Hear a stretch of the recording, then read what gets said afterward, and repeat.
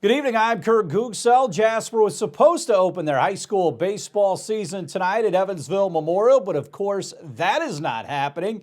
Terry Gobert has coached the Wildcats since 1988, and he says these are certainly weird times. We both realize there's bigger and more important things going on in the world right now, but it is a unique situation. You know, I've coached a long time, and you feel like you've been through most things, but this is new territory, that's for sure. With the new baseball season, it's always a thing of optimism. What were you looking forward to the most with this group? And every group is obviously different with new, players on it. What were your thoughts about this season as you headed in? The thing we miss the most is our spring break. We're one of the teams that stays home, and we feel like we just get a lot better during spring break.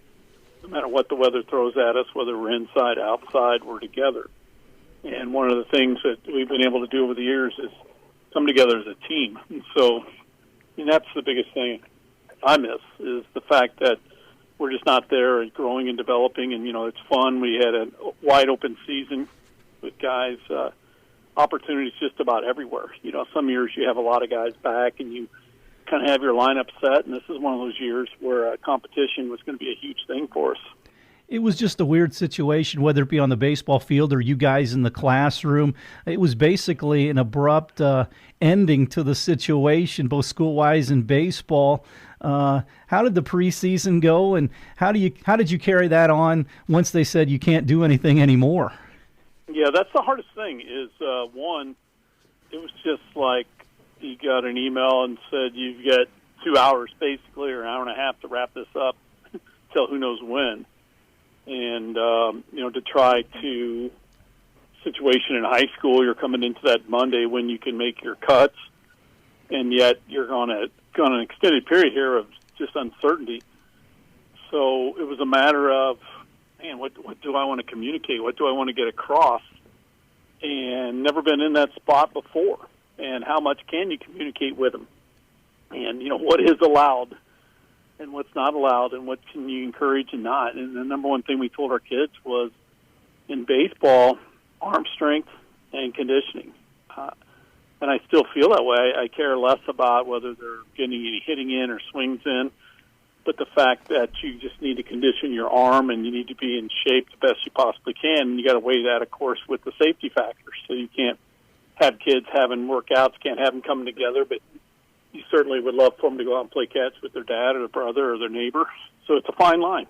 You can't really, I'm not a good technology person. Some of my friends, I was looking on Twitter, and they're, getting group chats with 30 guys and going through baseball questions. And, maybe I've failed in that sense, but right now we just told our kids, get healthy, stay home. And if you can get in there and get some conditioning, some kind of throwing in, that'd be awesome. Coming up tomorrow, we'll hear from Northeast DuBois head coach Luke Willems. Oakland City University will be returning to the NAIA ranks from NCAA Division II, becoming the sixth school to move from the NCAA in the past 5 years. The Mighty Oaks will be immediately eligible for postseason competition, which is a benefit afforded to former members that return to the NAIA.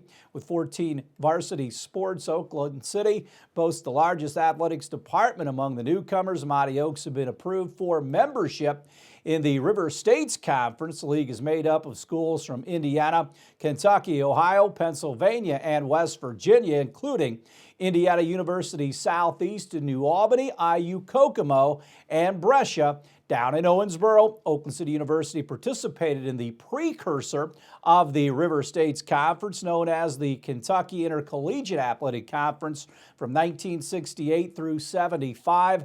Founded in 1916, the KIAC rebranded, in the summer of 2016 and changed its name to the River States Conference.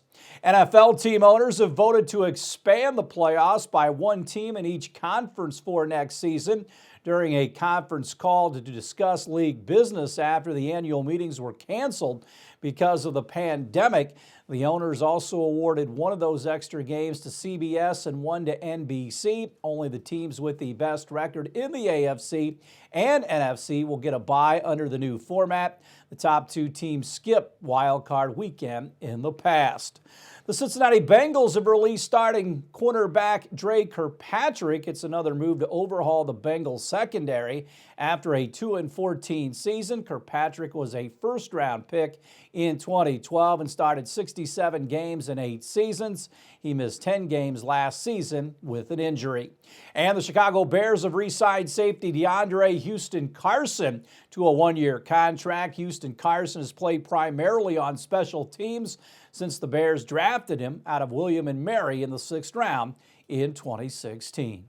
Stay tuned. We'll have more WJTS 18 news right after this.